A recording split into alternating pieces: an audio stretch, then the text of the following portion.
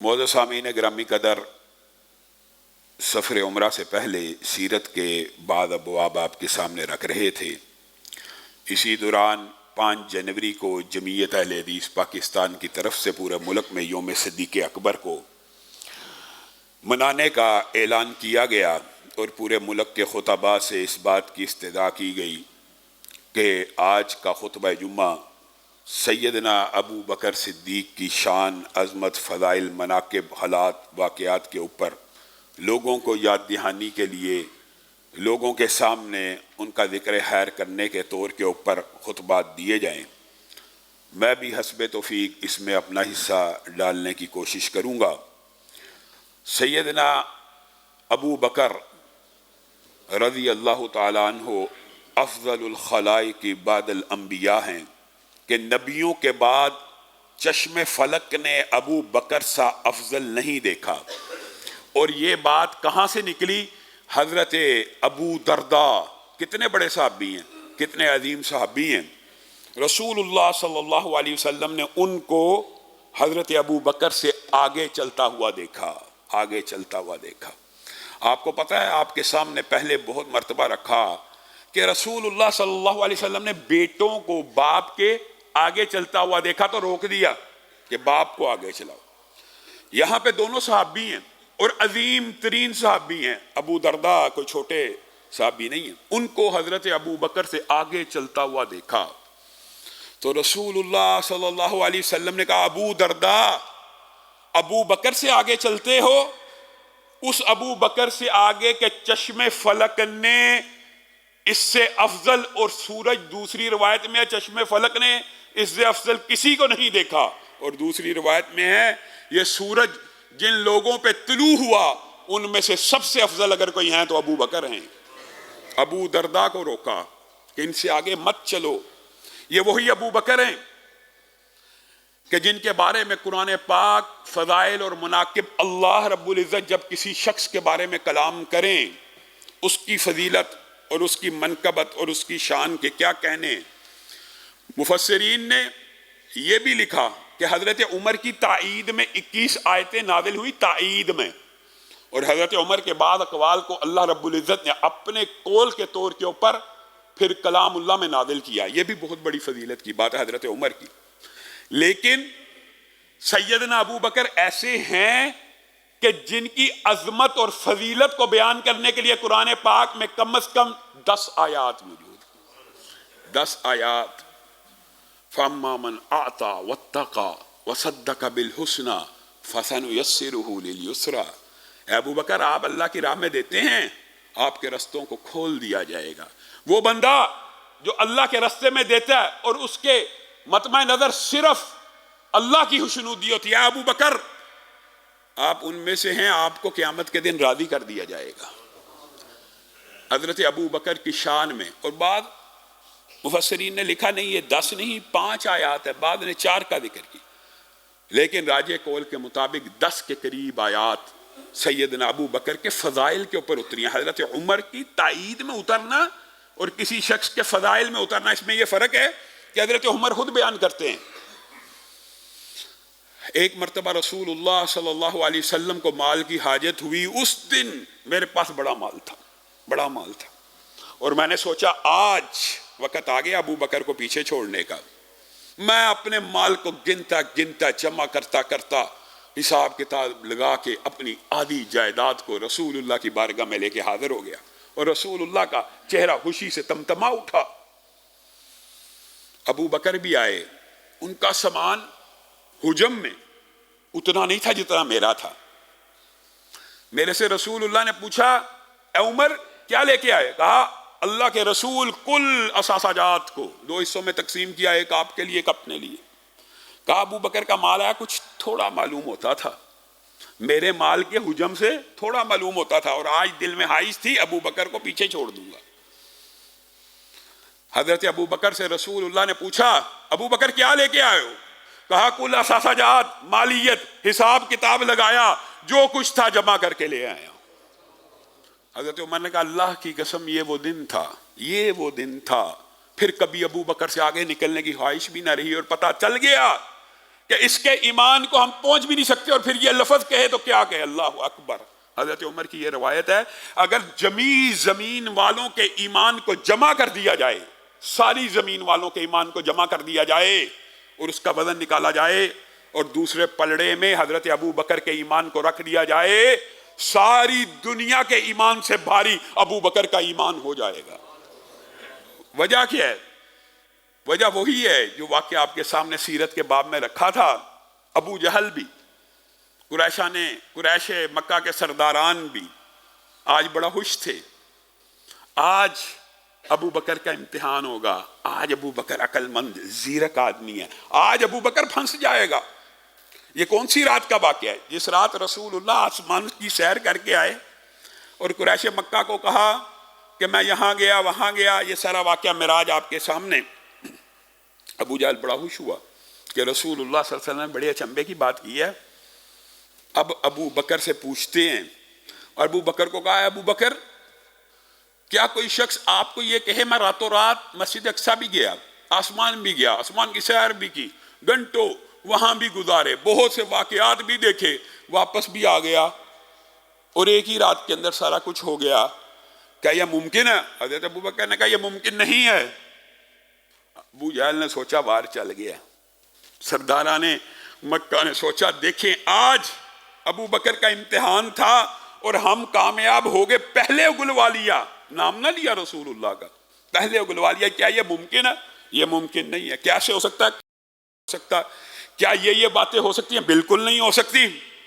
صرف ایک جملہ کا، ابو بکر آپ کے ساتھی، آپ کے صاحب محمد صلی اللہ علیہ وسلم نے یہ فرمایا ہے، ایک لمحہ بھی ویٹ نہ کیا، ایک لمحہ بھی نہ سوچا، ایک سیکنڈ کا 10واں حصہ بھی نہ سوچا۔ وہ ابو بکر جو پورے زور سے تردید کر رہے تھے، سختی سے انکار کر رہے تھے کہ نہیں ہو سکتا، نہیں ہو سکتا، نہیں ہو سکتا، محمد صلی اللہ علیہ وسلم نے فرمایا ہے، پھر میں ابو بکر پہلا ہوں جو اس بات کی تصدیق کرتا ہوں۔ اللہ نے بھی کہا پھر تو تصدیق کرنے والا نہیں ہے، تو صدیق اکبر ہے، تو صدیق اکبر ہے، والذی جاء بالصدق وصدق بہ، تو صدیق اکبر ہے۔ اور صرف صدیق اکبر نہیں ہے، اللہ رب العزت نے جہاں پہ ان کو صدیق اکبر کا خطاب دیا وہاں پہ عتیق اللہ کا خطاب بھی دیا۔ حضرت ابو بکر کا ایک خطاب عتیق اللہ بھی ہے۔ رسول اللہ صلی اللہ علیہ وسلم نے فرمایا تھا انت عتیق اللہ من النار، ابو بکر آپ صرف صدیق نہیں ہیں بلکہ جہنم کی آگ سے آزاد کردہ ہیں۔ جہنم کی آگ آپ کو چھونے کا سوچ بھی نہیں سکتی، اور آپ کو یہ لقب اور ٹائٹل کس نے دیا؟ اللہ نے دیا۔ حضرت ابو بکر کے سامنے ایک دن رسول اللہ صلی اللہ علیہ وسلم جنت کے دروازوں کا ذکر فرما رہے ہیں، باب جہاد سے یہ جائے گا، باب الریان سے یہ جائے گا، ایسے جائے گا، ایسے جائے گا۔ اللہ کے رسول کتنے خوش قسمت لوگ ہوں گے جن کو جنت کے دروازے پکار رہے ہوں گے۔ جنت کا دروازہ کہے گا آئیے، آپ نے جوڑا صدقہ کیا، اللہ کے راہ میں 2 کپڑے دیتے ہیں، سردی ہیں، آج مدارس کے طلبہ سردیوں سے ٹھٹر رہے ہیں، اور اللہ کی راہ میں جوڑا جوڑا صدقہ کرنے والوں کے لیے بھی ایک دروازہ ہے جنت میں، جو صرف جوڑا صدقہ کرے گا وہاں سے بھی وعدہ۔ حضرت ابو بکر یہ باتیں سن رہے ہیں، اور حضرت ابو بکر نے بالآخر دل میں ایک سوال پیدا ہوا، اللہ کے رسول یہ جو آپ اعمال بتاتے ہیں کہ فلاں عمل والے کو فلاں دروازے سے پکارا جائے گا، فلاں عمل والے کو فلاں دروازے سے پکارا جائے گا، کیا دنیا میں کوئی ایسا خوش نصیب ہے جس کو جنت کے 8 کے 8 دروازوں سے ندا پڑے گی، صدا پڑے گی، پکار آئے گی؟ رسول اللہ صلی اللہ علیہ وسلم کے چہرے پہ مسکراہٹ آ گئی، آپ متبسم ہوئے اور کہا ابو بکر آپ انشاءاللہ انہی میں سے ہیں جن کو جنت کے 8 کے 8 دروازوں سے پکارا جائے گا۔ ہر عمل میں آگے رہنے والا، ہر عمل میں افضل، اور رسول اللہ صلی اللہ علیہ وسلم کی جو محبت ہے، آپ یہ دیکھیں، سب سے پہلے اسلام کو قبول کیا، سب سے پہلے معراج کی تصدیق کی، سب سے پہلا انتخاب رسول اللہ صلی اللہ علیہ وسلم کا ہجرت کے موقع کے اوپر کس کا؟ ہجرت کا ساتھی، سفر کا ساتھی، اسلام کے اول وقت کا ساتھی، غار کا ساتھی، وہ غار کہ جس کے بارے میں سیرت نگاروں نے نظمیں، شعراء نے شعر اور قربانیوں کی عجیب داستان. حضرت ابو بکر کا انداز عجیب تھا ہجرت کے موقع کے اوپر. اکیلا سفر ہجرت حضرت ابو بکر کی عظمت کے اوپر اتنا دال ہے کہ انسان حیران رہ جائے. پتہ کیا انداز تھا؟ پتہ تھا نا پیچھے سے قریش کے حملے کا خطرہ ہے، تو بے چین تھے، بے تاب تھے، اپنی جان کی پرواہ نہیں ہے. رسول اللہ صلی اللہ علیہ وسلم ان کے حرکات و سکنات کو نوٹ کرتے ہیں. کیا کر رہے ہیں حضرت ابو بکر؟ عجیب انداز میں. اس طرح کا والہانہ پن آپ نے کبھی دیکھا اپنے قائد لیڈر کے ساتھ؟ حضرت ابو بکر رسول اللہ کے ساتھ چلتے ہیں، تھوڑی دیر گزرتی ہے، کچھ تیزی سے آگے بھاگ جاتے ہیں. رسول اللہ دیکھ رہے ہیں ابو بکر کیا کہہ رہا. پھر ساتھ ملتے ہیں، کچھ دیر گزرتی ہے، تیزی سے پیچھے کی طرف دوڑتے ہیں. رسول اللہ صلی اللہ علیہ وسلم حضرت ابو بکر کے یہ حرکات و سکنات کو نوٹ کر رہے ہیں، اور حضرت ابو بکر آگے اور پیچھے دوڑ کیوں رہے ہیں؟ تو کہتے ہیں اللہ کے رسول بے چین ہوں، اگر حملہ آگے سے ہو تو مجھ پہ تیر آئے، اگر حملہ پیچھے سے ہو تو میری گردن حاضر ہو. کبھی ساتھ چلتا ہوں تو بے چین ہو جاتا ہوں، آگے دوڑتا ہے پیچھے دوڑتا ہے. رسول اللہ جو خود بھی پہاڑ پہ چڑھ سکتے ہیں، دوست اور ساتھی یہ ہوتے ہیں اور مددگار یہ ہوتے ہیں. رسول اللہ صلی اللہ علیہ وسلم پہاڑ پہ آہستگی سے چڑھے. حضرت ابو بکر سے رہا نہیں گیا کہ پیچھے حملے کا خطرہ ہے. رسول اللہ کو کندھے پہ اٹھا لیا اور پہاڑ پہ لے کے چڑھنا شروع کر دیا، اور غار کے اندر جا کر سارے سوراخوں کو بند کیا. ایک سوراخ خالی رہ گیا، وہاں پہ اپنی ایڑی کو رکھ دیا. بعض روایات میں بچھو نے کاٹا اور بعض روایات میں سانپ نے کاٹ لیا، لیکن زبان سے سسکی، آہ اور کراہ بھی نہ نکلی کہ رسول اللہ اتنے سفر کے بعد تھک گئے ہیں، آرام کر رہے ہیں، اگر منہ سے آواز نکلی تو بیدار ہو جائیں گے. سانپ کاٹ رہا ہے، بچھو کاٹ رہا ہے، منہ سے چیخ، آہ، کراہ نہیں نکلی. ہاں ایک تکلیف کی شدت اور الم کی وجہ سے آنکھوں سے آنسو کا آ جانا درست ہے. ایک روایت اس غار کے حوالے سے سند میں ضعف موجود ہے، لیکن مفہوماً بعض علماء نے اس کو بالکل درست بھی کہا ہے کہ حضرت عائشہ کے ذہن میں ایک دن خیال آیا. آسمان کو، ستاروں کو دیکھ رہی ہیں، آسمان کے ستارے دیکھ رہی ہیں، دیکھتے دیکھتے دیکھتے رسول اللہ کو مخاطب ہو کے کہتی ہیں اللہ کے رسول یہ ارب ہا ارب ستارے ہیں، کچھ ہمیں نظر آتے ہیں کچھ نظر بھی نہیں آتے، کیا آسمان کے ستاروں جتنی نیکیاں بھی ہیں کسی کی؟ رسول اللہ صلی اللہ علیہ وسلم نے کہا ہاں ہیں. کہا کس کی؟ کہا عمر کی. حضرت عائشہ کے دل کو چوٹ لگی کہ میرا باپ کیا ہوا جس نے اتنی قربانیاں دی، جس نے اتنا ساتھ دیا. رسول اللہ سے پوچھتی ہوں آسمان کے ستاروں جتنی نیکیاں کسی کی ہیں تو نام لیتے عمر کا. اے اللہ کے رسول پھر میرے بابا کا کیا بنا؟ تو رسول اللہ صلی اللہ علیہ وسلم نے کہا یہ آسمان کے جتنے بھی ستارے ہیں اس سے زیادہ نیکیاں تو ابو بکر کی اس غار کی رات کی، اس ایک دن کی ہیں. تیرا باپ تو وہ ہے کہ رسول اللہ صلی اللہ علیہ وسلم سے پوچھا گیا آپ کو دنیا میں سب سے زیادہ محبوب کون ہے؟ دل سے آواز آئی، زبان وحی سے، ناطق وحی نے کہا عائشہ. صحابہ نے کہا مراد یہ نہیں تھی مردوں میں سے. کہا عائشہ کا باپ. پھر بھی طوفان بدتمیزی، پھر بھی ہردا سرائی، پھر بھی تانو تشنی. میں آپ کو بے شمار مرتبہ یہ بات کہہ چکا ہوں، اللہ کی قسم یہ بنو امیہ، بنو ہاشم کے قصے اور افسانے، سیدنا ابو سفیان، سیدنا امیر معاویہ کی قصے کہانیاں، یہ وجہ اختلاف نہیں ہے. اللہ کی قسم یہ وجہ اختلاف نہیں ہے، اللہ کی قسم یہ وجہ اختلاف نہیں ہے. اگر وجہ اختلاف صرف یہ ہوتی تو سیدنا ابو بکر کے اوپر ان بد زبانوں کی زبان دراز نہ ہوتی، سیدنا عمر کے اوپر نہ ہوتی، امی عائشہ اور حفصہ کے اوپر نہ ہوتی. وجہ اختلاف رسول اللہ صلی اللہ علیہ وسلم کے صحابہ ہیں، اور وہ عقیدہ ہے کہ رسول اللہ دنیا سے چلے گئے تھے سارے ہی معاذ اللہ بے ایمان ہو گئے تھے سوائے 4 کے. یہ وہ وجہ اختلاف ہے. آپ کو یہ کہانیاں سنائی جاتی ہیں اور یار چلو بنو امیہ اور بنو ہاشم کی لڑائی تھی، آپ اتنا نہ ایجیٹیٹ کیا کریں. جھوٹ ہے یہ. اگر سیدنا امیر معاویہ، سیدنا ابو سفیان، بنو امیہ، بنو ہاشم کی باتیں تھیں تو ان کی زبانیں حضرت ابو بکر کے اوپر کیوں کھلتی ہیں؟ اور بعض نام نہاد سنیوں کو بھی شوق پڑا ہے سیدنا ابو بکر کی تنقیص کرنے کا اور سیدنا ابو بکر کے بارے میں ہردہ سرائی کرنے کا۔ افسوس اور دکھ ہوتا ہے اپنے آپ کو اہل سنت کا نمائندہ کہنے والے بڑے بڑے مناظر سیدنا ابو بکر کے اوپر ہردہ سرائی کر رہے ہیں۔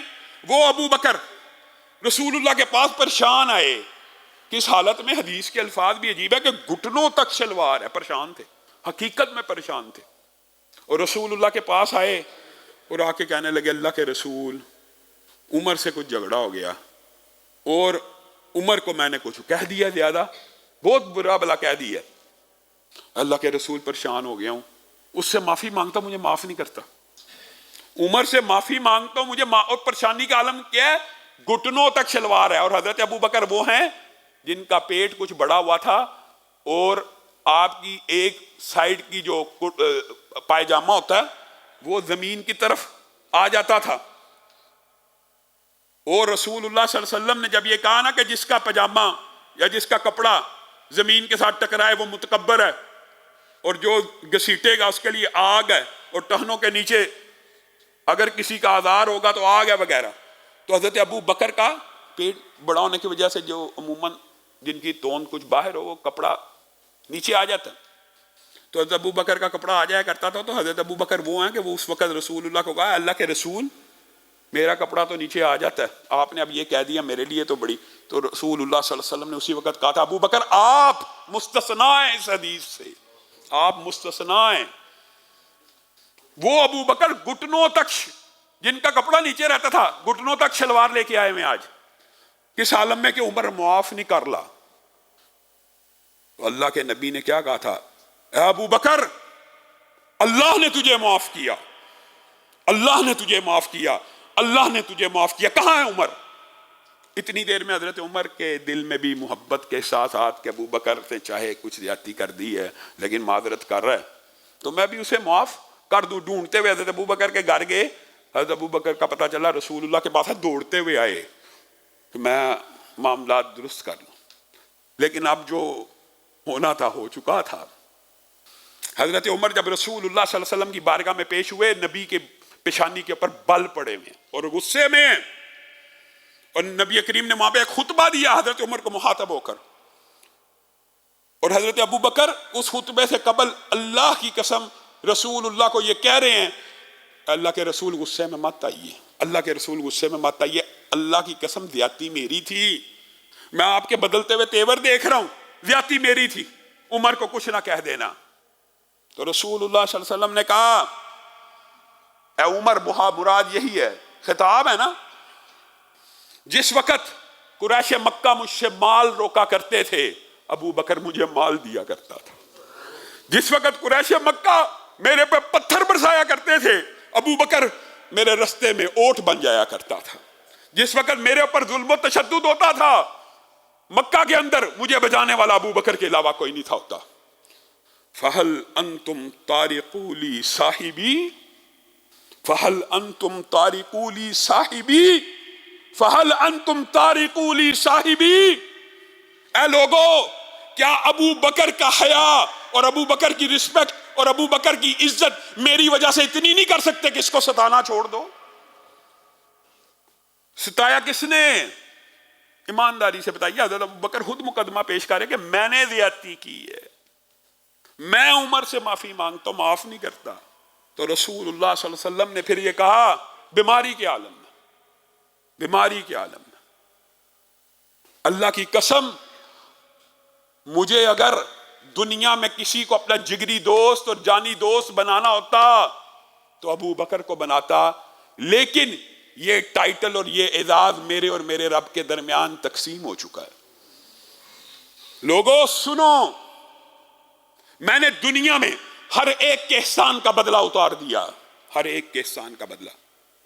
اتنا بڑا محسن کیا میرے اور آپ کے محسن نہیں ہے؟ رسول اللہ ہمیں ایمان بتلایا، کلمہ سکھایا، کپڑے پہننے اوڑھنے کا طریقہ بتلایا، محرم رشتہ داروں کی تمیز سکھائی، بہن بیٹی کا اور باپ کا رشتہ، بھائیوں کا بہنوں کا رشتہ بتلایا۔ آج تک دنیا کے اندر جتنی عبادات ہو رہی ہیں کبھی آپ نے غور کیا ان کا ثواب رسول اللہ کو نہیں پہنچ رہا؟ کوئی ذکر ایک دفعہ کرے، کوئی نماز پڑھے، کوئی روزہ، کوئی عمرہ، ہر عمل کا ثواب رسول اللہ کو پہنچ رہے، تو رسول اللہ کا یہ ہر صحابی کے اوپر یا پوری دنیا کی امتیوں کے اوپر یہ احسان نہیں ہے کہ ان کو جنت کا رستہ دکھا دیا، اور کتنا بڑا احسان ہے۔ تو رسول اللہ صلی اللہ علیہ وسلم یہ جذبات کا اظہار کر رہے کہ میں نے دنیا کے اندر ہر بندے کے احسان کا بدلہ چکا دیا، لیکن لوگوں یاد رکھو میں ابو بکر کے احسانوں کا بدلہ نہیں چکا سکا، میرا رب کل قیامت کے دن میری طرف سے ابو بکر کے احسانوں کا بدلہ چکا دے گا۔ وَلَسَوْفَ يَرْضَى، ابو بکر راضی ہو جائے گا، ابو بکر راضی ہو جائے گا۔ یہ وہ ابو بکر ہیں جی رسول اللہ صلی اللہ علیہ وسلم دنیا سے چلے گئے تھے، ان کو امام بنا دیا گیا، ان کو خلیفہ بنا دیا گیا، معاذ اللہ، انا للہ و انا الیہ راجعون۔ بعد اہل سنت کا بھی یہ عقیدہ بد بن چکا۔ ایک عورت آئی اور آ کے رسول اللہ صلی اللہ علیہ وسلم سے پوچھنے لگی، کچھ باتیں کی، اور پھر کہا اللہ کے رسول اگر میں آپ کو نہ پاؤں، اگلے سال آپ مجھے بلا رہے ہیں میں آؤں گی، اگر میں آپ کو نہ پاؤں تو میں کس کے پاس جاؤں؟ تو رسول اللہ صلی اللہ علیہ وسلم نے ایک لمحہ بھی سوچے بغیر کہہ دیا اگر مجھے موجود نہ پایا تو ابو بکر کے پاس چلی آنا، ابھی زندگی میں نہیں تھا بنایا۔ رسول اللہ صلی اللہ علیہ وسلم نے اپنی زندگی کے اندر بیماری کے عالم میں حکم جاری کیا، مروا ابا بکر فلیصلی بالناس، اور یہ بات آئی ہے تو اس کی بھی وضاحت سن لیجئے۔ رسول اللہ بیمار ہیں، انشاءاللہ سیرت کے باب میں اس کو مفصل بیان کریں گے۔ رسول اللہ کے ارد گرد رشتہ داروں کا، بیویوں کا، آپ سے محبت کرنے والوں کا ہجوم ہے، رسول اللہ بیمار ہیں، کوئی چھوٹا بندہ بیمار نہیں ہے، تو ایک ازدحام کی کیفیت ہے۔ تو رسول اللہ صلی اللہ علیہ وسلم اس شور سے کچھ پریشان بھی ہیں اور کہتے ہیں مجھے قلم لا کے دو میں کچھ لکھ دوں۔ تو حضرت عمر کو غصہ آ گیا کہ رسول اللہ کو اس بیماری کے عالم میں لکھنے کی زحمت دی جا رہی ہے اور شور و گوگا اور رش کیا جا رہا ہے۔ انہوں نے کہا حسبنا کتاب اللہ، ہمارے لیے قرآن و سنت کافی ہے، حدیث کافی ہے، پیچھے ہو جاؤ، رسول اللہ سے ہٹ جاؤ، رسول اللہ کو تنگ مت کرو۔ اس حدیث کو حدیث کرتاس بھی کہا جاتا ہے، اور وہ شرارت کرنے والے اس کو کسی اور انداز میں بیان کرتے ہیں کہ لکھنا چاہتے تھے، عمر نے لکھنے نہیں دیا۔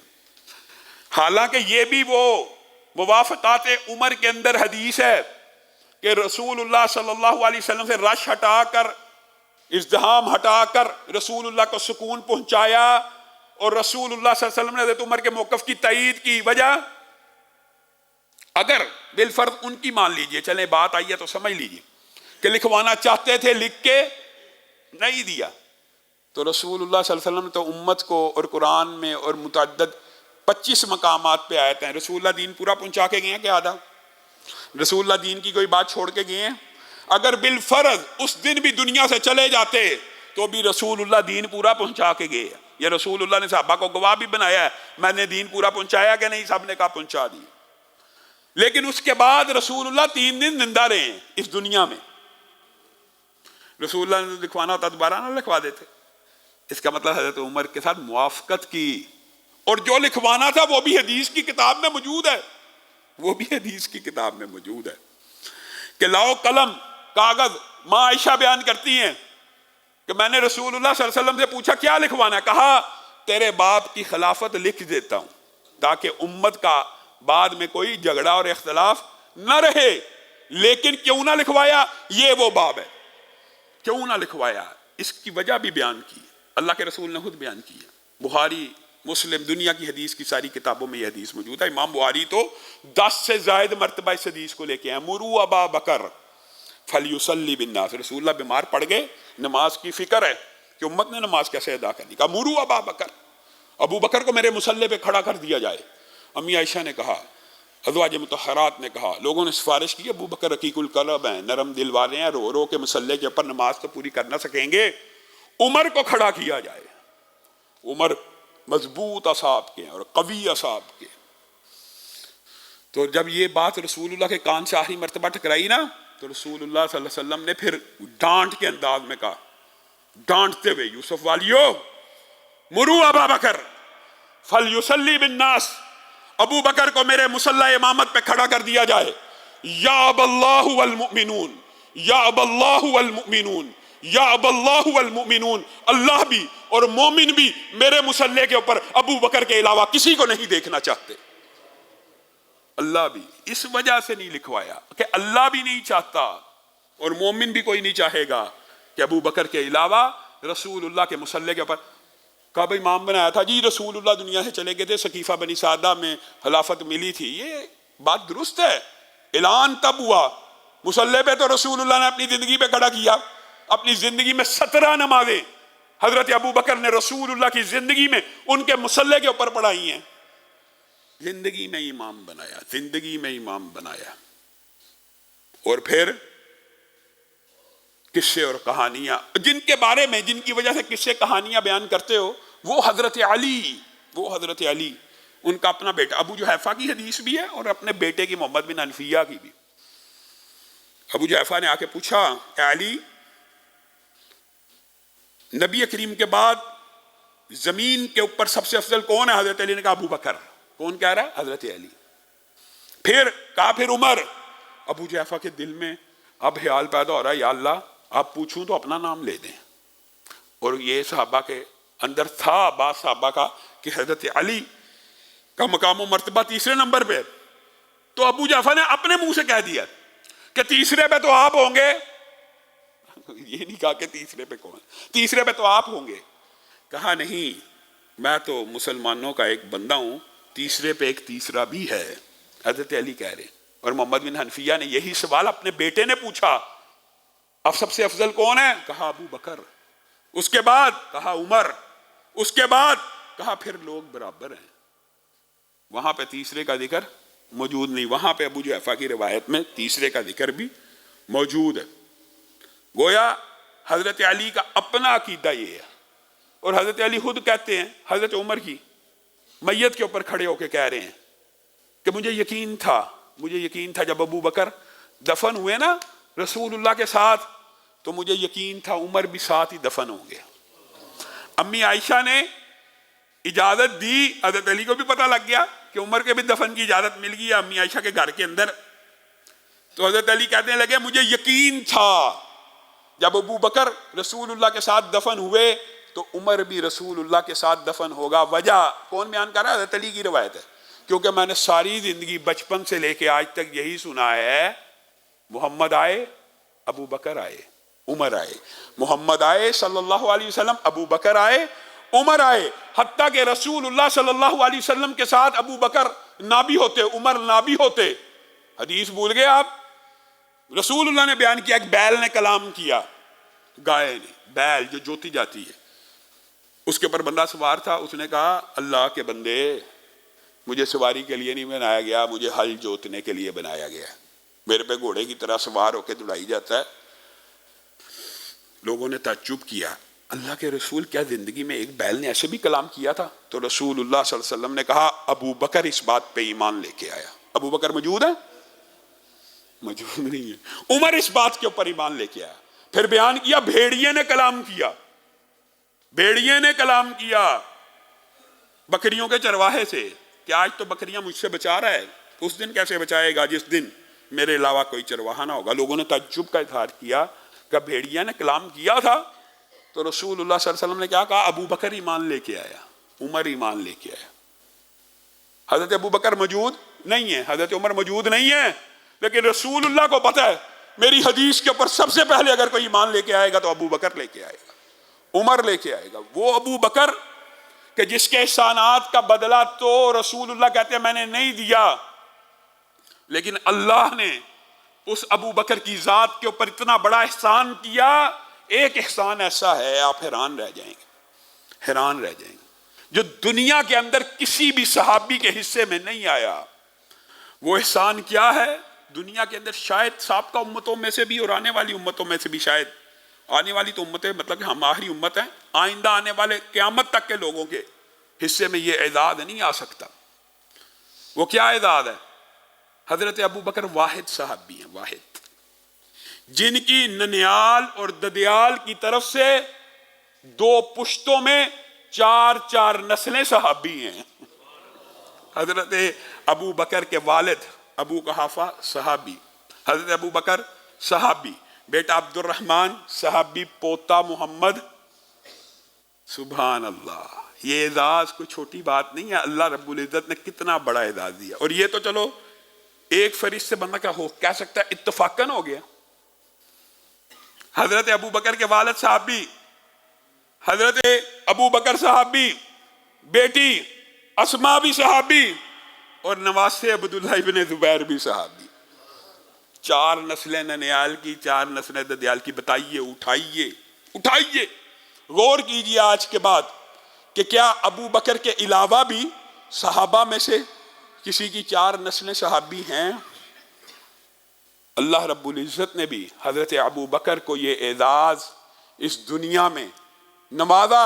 حضرت ابو بکر کی ان بے پایا قربانیوں کی وجہ سے، اثار کی وجہ سے، اور وہ عقیدہ جو حضرت ابو بکر نے رسول اللہ کے دنیا سے جانے کے بعد بیان کیا، گویا رسول اللہ کی بات سچی تھی. امہات المومنین لوگ کیا سمجھتے تھے؟ حضرت عمر کے قوا مضبوط ہیں، لیکن عمر اس دن اصحاب کھو بیٹھے. اور انشاءاللہ سیرت کے باب میں وہ واقعہ آپ کے سامنے مفصل رکھیں گے کہ حضرت ابو بکر نے پوری امت کو ایک عقیدہ توحید کے اوپر جمع کر دیا کہ جن میں تم یاد رکھنا کہ اگر تم رسول اللہ صلی اللہ علیہ وسلم کی عبادت کرتے ہو تو رسول اللہ دنیا سے چلے گئے، فوت ہو گئے. جو تم میں سے اللہ کی عبادت کرتا اللہ ہمیشہ رہے گا. یہ وہ عقیدہ تھا جو حضرت ابو بکر نے اس مشکل وقت میں، اس بیماری کے عالم میں امت کو دیا. اللہ رب العزت ان کے اوپر ہردہ سرائی کرنے والوں کو ہدایت دے. اللہ اگر ان کے مقدر میں ہدایت نہیں ہے تو ان کی زبانوں کو شل کر دے، گونگا بنا دے. بعض نام نہاد اہل سنت کے نمائندے اس عظیم ہستی کے اوپر تان و تشنیع کرتے ہیں، اور یہ موقع ہے کہ آج گھر گھر کے اندر امت کے افراد، میں آپ اس بات کا ابلاغ کریں کہ ہم سب کا عقیدہ ہے، ہمارے ایمان کا حصہ ہے حضرت ابو بکر کی محبت اور حضرت عمر کی محبت. صحابہ اپنی اولاد کو ویسے سکھایا اور سمجھایا کرتے تھے جیسے رسول اللہ کی محبت ہے، جیسے قرآن کی محبت ہے، جیسے اسلام کی محبت ہے. میں نے آپ نے اپنے بچوں کے اندر تمام صحابہ کی محبت، ہمارا یہ عقیدہ ہے ہر صحابی نبی جنتی ہے، ہر صحابی رسول جنتی ہے. وہ آپس میں ایک ہم پلہ ایک کلاس کے لوگ ہیں.